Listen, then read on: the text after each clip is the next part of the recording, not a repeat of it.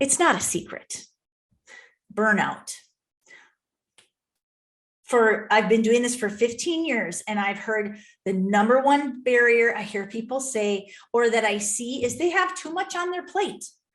Peter Drucker is a famous author that you've heard of. I believe he wrote 1 Minute Manager. There's a lot of books he wrote. Just trust me. He's a smart man.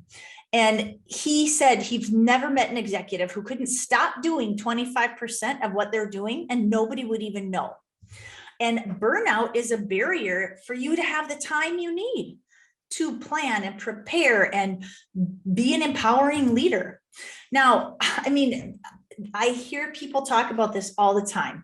Well, I just don't know if I have the time to do this kind of development, or I don't know if I can't even find the time to have the meetings the way that I want to have the meetings. And I mean, because they're bogged down putting fires out. And when you're putting fires out, I'm going to tell you right now, that's reactive mode instead of proactive mode. And you're probably not delegating as well as you could be. You're certainly not tapping into your full potential. And that's one of the things that we help you do, is free up your time so you can be operating your full potential. And this is a tough one, because when you're not, like, people, if you're so stuck, you feel so stuck on that wheel, you feel stuck and like you can't get off now. And it's a bit of a culture trap, I would say. I really believe that we sort of value, I mean, I'm a keen listener, and I love to hear what people have to say about their day and their work. And a lot of people say, oh, I'm so busy. I mean, just listen to people's responses. I feel like there's this badge of busy that we feel like proud to wear. And so first thing I'm going to encourage you to do today is just stop saying I'm so busy. Instead, say I'm really content, or I'm doing all the things that I want to be doing, or I'm doing most of the things I'm wanting to be doing. And I'm working on, I have a couple of goals and dreams that I'm working on. I just feel like this just perpetuates us to stay in burnout. And that is a barrier. You will not grow. You will not probably get too far beyond where you're at, unless if you could free up time. And I will tell you that we do a growth and our return on investment assessment for every single person that does executive coaching with us in LeadWell.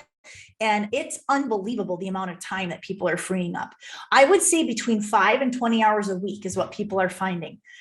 And I don't think they believed that that would happen when they started with us. Okay. So if your mind is going, I don't know, I don't struggle that much with time. I don't think a lot of these folks do. I don't think a lot of these intelligent leaders really think they struggle with time. Christy was an awesome IT leader that I worked with. And I remember her saying, this was so liberating. She really started with freeing up her time. In fact, one of the things she said was, I gave her a double dog dare, as I like to. And her double dog dare was to go on vacation and not check email. And Christy is a bright leader in IT. You might say right now, hey, Jen, whoops, you forgot. You made an error on your slide, but that's not a mistake. Actually, Christy had a really good promotion that she wanted. She wanted to become a CIO, and she did after we worked together. But she had to learn to free up her time so she could take more risks, so she could live in more alignment with her values. You end up having so much more joy. So let's look at that second barrier, okay? Because there's 3 barriers to building that team, or to really scaling your department or growing your organization.